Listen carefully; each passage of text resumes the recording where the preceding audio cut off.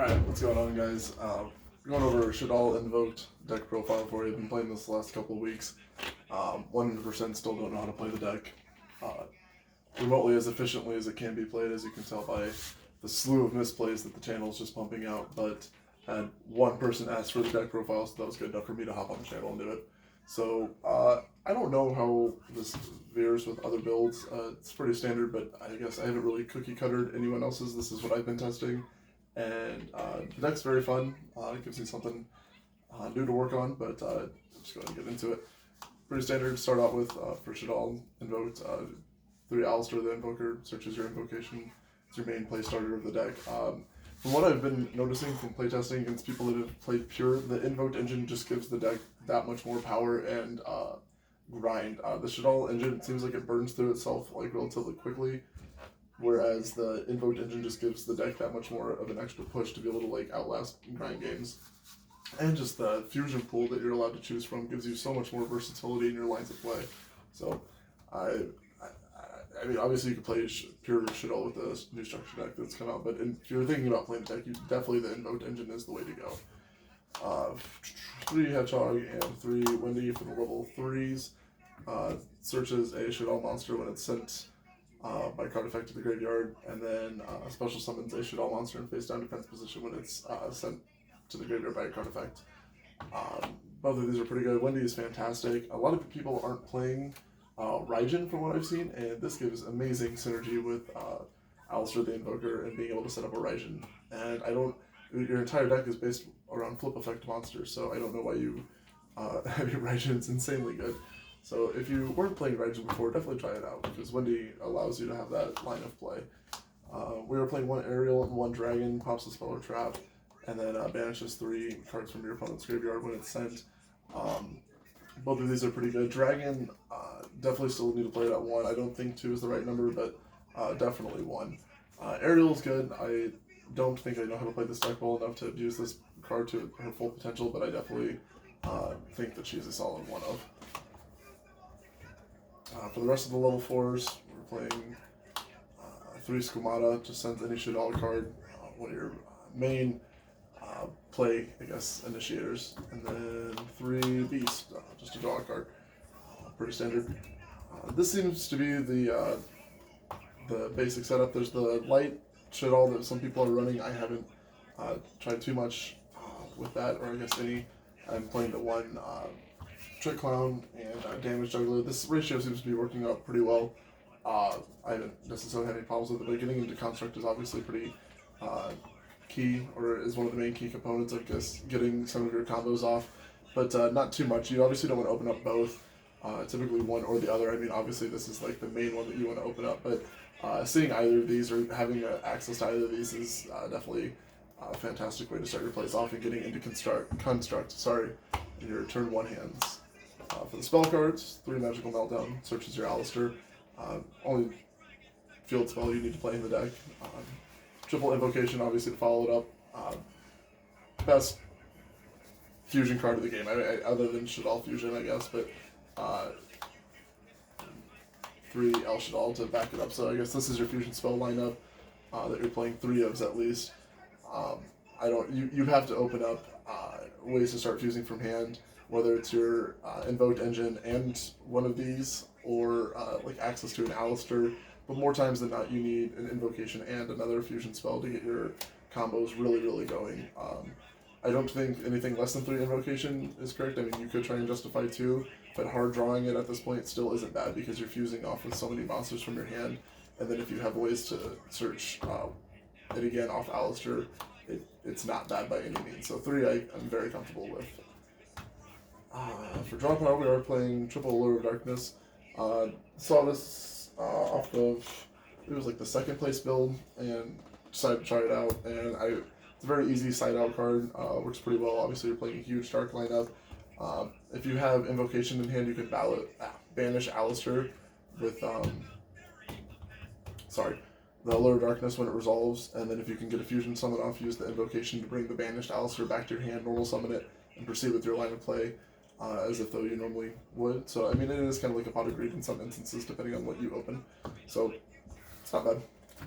We are playing 2 Pot of Desires to go on top of that as draw power. The main deck, you're playing 3s of all your main cards, and being able to combo off a little bit and then draw and get into some extra resources definitely helps. So Pot of Desires is pretty solid too. I like it. 2 Super Poly to go on top of the Double Desires. Not the spell card that it's not the fusion spell card that you want to start your combos off with, but I guess if worse comes to worse, it is. This card is insane in the mirror match, or I mean most matches where your opponent is summoning light or dark monsters, I guess for that matter, or extra deck monsters to help you go into Elysium. But yeah, this card is fantastic. We're citing the 3rd, but I mean you could try and play it at 3, but I 2 I'm very comfortable with. We are playing the 1 Foolish Burial. I don't know if you consider it's mandatory or not, but I like it. It gives you access to any of the Shaddoll monsters you need at any given point in time. You can send your Damage Juggler. Whoops. You can send the Damage Juggler to get access to your Trick Clown. You can send Trick Clown to bring it back automatically. You can send Alistair the Invoker if you need an invoked monster in graveyard. So I mean, it just gives you free access to any monster that you need in your deck. And Foolish Burial will always be a solid one of. And then we are playing one of the Resh Shaddoll Incarnation. It's pretty solid. The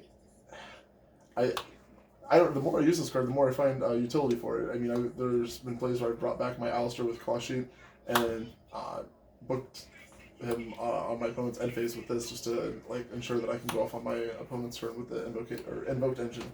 So I don't know. Some people aren't playing it, but as of right now, I find it pretty hot. It comes in, has its utility, being able to special summon a Winda from graveyard, just to be able to lock your opponent out, is pretty solid as well. So I like the card. We'll go ahead and move on to the extra deck. 1 Almirage. It's your play starter with Alistair, obviously to get your free fire. Ensures that you've got a Purgatrio play if you're going first, so for your follow-up play. Pretty much a godsend. 1 Claw Sheep. This card, Cross Sheep, I can talk. Card's a phenomenal extender. I don't. If there's not a single list that isn't playing this card right now, and it's only going to get better under MR5.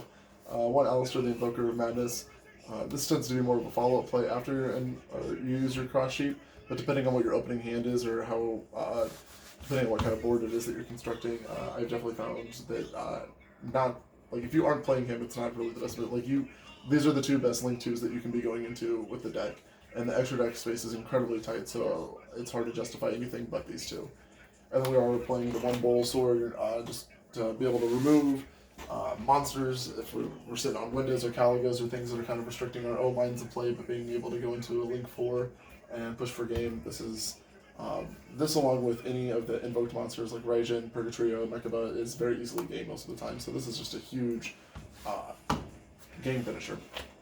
We are playing 1 Dweller to go off with the to finish off the non-fusion monsters.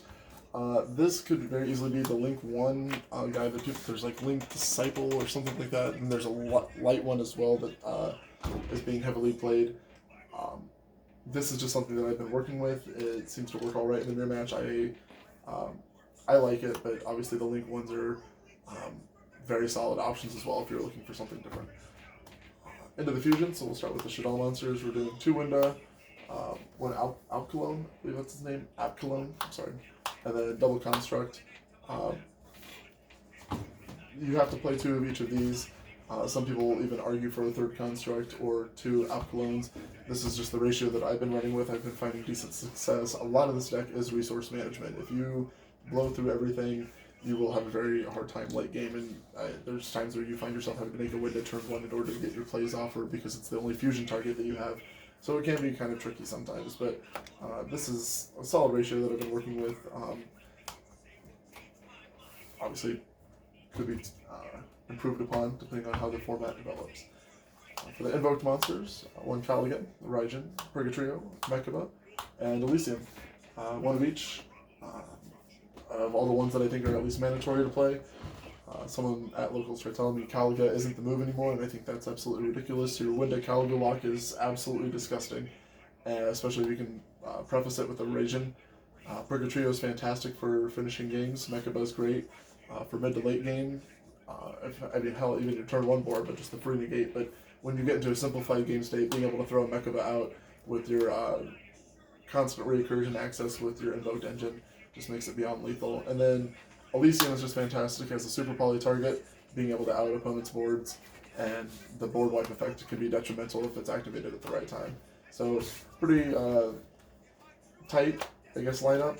Not a lot of room for, I guess, ingenuity, depending on what you want to switch up, but that's just kind of how it is. Like I said, the extra deck is incredibly tight. You really don't have a whole lot of room. The Dweller is the free bit, I guess, if you wanted to switch something out, but other than that, I mean, it's pretty much set in stone. You might be able to try and justify another Shaddoll, or like I said, one of the Link ones, but that's that for the meantime. And then the side deck, we go through it. This is kind of what I've been working with.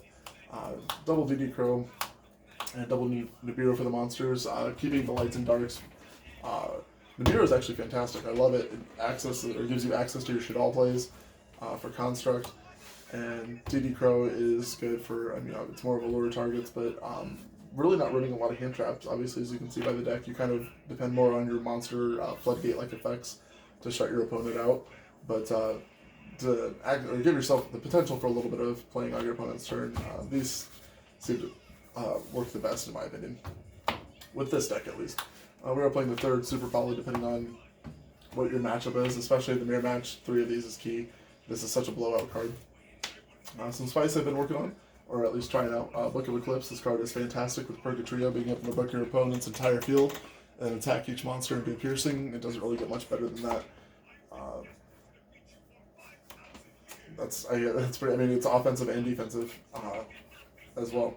So this card is in damn near all of my profiles. If it's not my main, it's on my side. I absolutely love this card. I think it just got bought out too. So I'm glad I've been playing these for a hot minute. But yeah, Forbidden Chalice, it outs Winda, Dweller, VFD, you name it. It makes so many cards not nearly as good.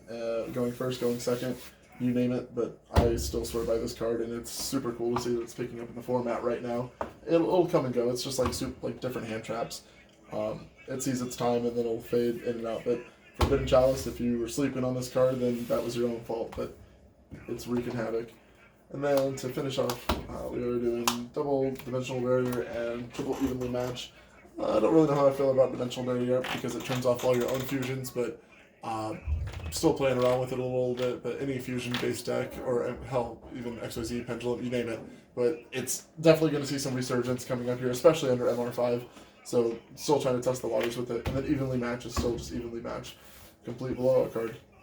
So, that's the deck as of right now, guys. Still tweaking at it, learning the rulings. Obviously, as you can tell by all the videos on the channel, misplays aren't, there's few and far in between, but that's all part of the game. So, appreciate you guys watching. Let me know what you guys think. And that is it.